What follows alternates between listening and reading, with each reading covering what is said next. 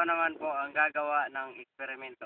Una ko pong gagawin ay kukuha ng empty bottle. At bubuksan ko po ito. Ayan. At lalagyan ng suka.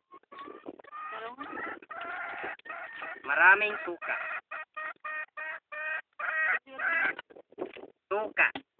Pagkatapos, kukuha ako ng balon at lalagyan ko ng baking soda.